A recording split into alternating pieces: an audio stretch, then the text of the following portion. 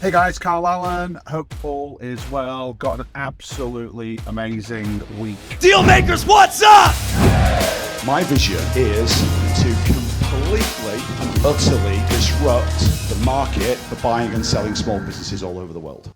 Got an absolutely amazing week coming up inside of Dealmaker Wealth Society, also inside of eComm Folio, also inside of my Kings of Deals private equity program. So those are the three massive things that I'm doing right now. As you know, Dealmaker Wealth Societies, my coaching and mentoring program. So coaching thousands of students how to find and buy businesses using creative financing. Kings of Deals is my private equity company. So I'm partnering with lots of my students, about 50 of my students. We've raised a bunch of money and we're buying businesses in lots of different industries. We're doing roll-ups. So we're doing a healthcare roll-up, a professional services roll-up. We're doing a roll-up in the e-learning, digital coaching space. We're doing a roll-up in the home services industry, particularly around restoration type projects. And then we're doing a roll-up also in kind of engineering and manufacturing, which is really, really cool. So I've got they're called pillar meetings. So I've got all those strategy calls throughout the course of the week, which is really, really good. I've got lots of board meetings for businesses that I already own. And then I'm teaching my protege students tomorrow everything that they need to know about valuation, about how to value a business. And what's really interesting about valuation is, and I'm the best in the world at this, right? But what most people fail to realize is they think valuation's purely just about the numbers, okay? Operating profit is this, multiple is this. If it's doing $200,000 a year in profit, and either the multiple for that industry is say 2, so then the business is worth $400,000. That's the start, but there are actually 4 major areas to think about when you're talking about valuation. The first one is the numbers. We just talked about that. So businesses will have a mathematical valuation. What's the profit? You've got to look at the trends of the profit. You've got to look at the averages. You then apply the market multiple, and then you've got to look at, are you inheriting any debt inside of the business? Is it not sufficient working capital? Are there other non-core assets that are being included as part of the sale? Very, very easy to kind of figure it out, but that's only one of the 4 pillars. The second pillar is the deal structure, right? So let me explain. If you're going to put 90 or 100% of the purchase price down at the closing table, so let's say you're going to buy a business and you're going to go down the SBA 7A route. So the SBA will allow you to do a deal where seller's getting 90 to 95% of the total cash at closing, which is absolutely amazing for the seller. So for that reason, we can pay less to buy the business, right? So if we're putting all the money down, we're going to pay less. So let's say the median valuation is where we're going to put half down and then pay half in seller financing. Then obviously if you're going to put 90% down, you're totally de-risking the sale from a seller's perspective. So we could pay a lot less money. The opposite side of that, which is a lot of the deals that we're doing at the moment, is we're doing something called an annuity deal. Now an annuity deal, really, really fast to get a deal done, a couple of weeks tops. Very light touch on the due diligence, saves the seller a lot of tax as well. And on an annuity deal, all we're doing is basically buying the business over a long period of time, so between 5 and 10 years. So let's say we have a business doing $400,000 a year in profit, market multiple would be 2.5, so $1 million deal. If you went down the SBA route, you might buy that business for $750,000. But I can pay $2 million if I want to buy that business. Why? Because to do $400,000 a year in profit, if I split that up 50-50, so $200,000 for me, $200,000 for the seller, and I pay that amount for 10 years, then the seller's going to get $2 million, not $750,000.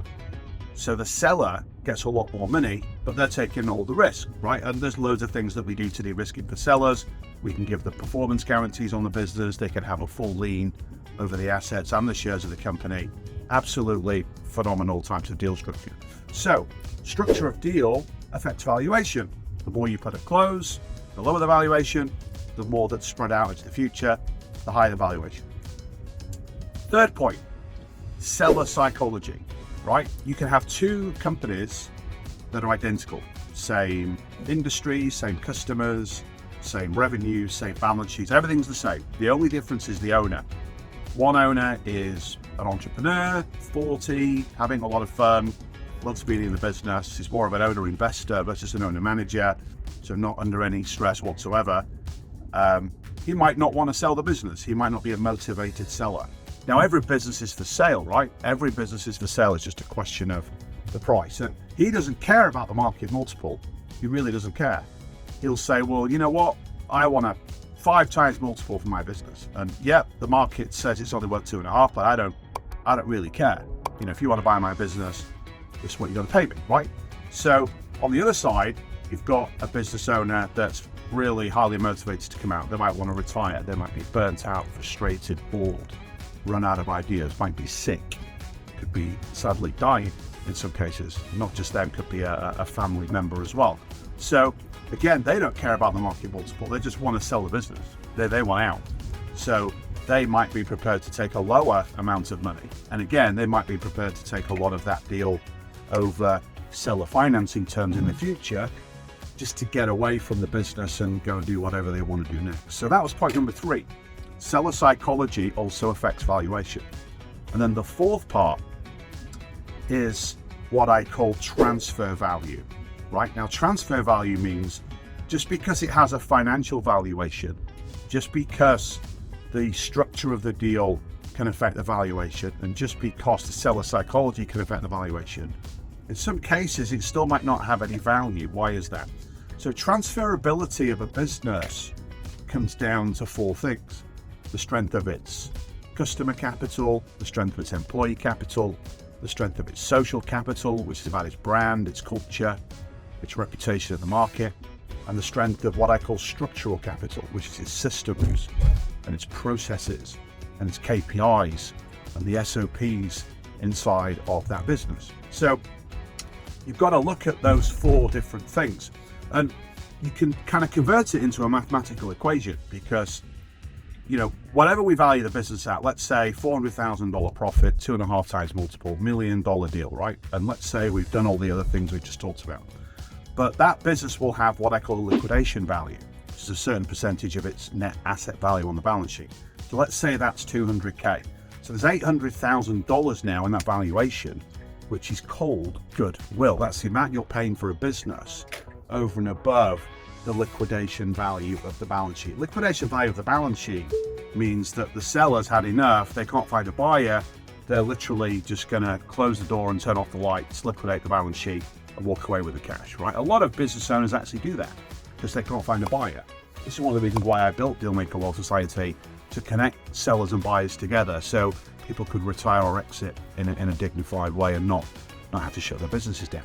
So what's interesting is that goodwill is built up from those 4 pillars: customer capital, employee capital, structural capital, social capital. And you can model all this stuff out. So there's a lot of stuff in there, and what I'm teaching my proteges tomorrow, it's taking about 2 hours to do it, is how to look at any business with any seller in any industry and looking at all those 4 kind of pillars of goodwill. And then I've built them a really awesome little tool, which means they can calculate all the ranges. That is absolutely amazing. So I'm really looking forward to that. And I've got all my Kings of Deals pillars as well that we're going to be working in.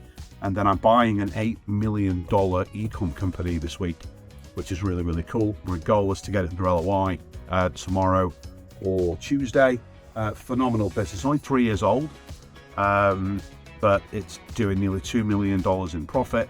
I'm able to buy the business for about 4.5 times its current year multiple, which is very, very good. So very, very interesting business, got tons of inventory, 2 phenomenal founders that have started that business and kind of scaled it up, and they don't necessarily want to leave. So we're going to put the business into one of my roll-up pillars. And yeah, it's going to be really, really interesting. But my business partner on that deal, he's going on safari for his wife's birthday tomorrow. So I got a lot of stuff to get done before he hops on that plane. There's going to be documents to sign and a whole bunch of different things. So I'm working today. I'm going into the office for a couple of days. Normally don't work on a Sunday, but my son's out with his buddies, my wife's out with her girlfriends, my daughter and granddaughter are on a weekend trip away.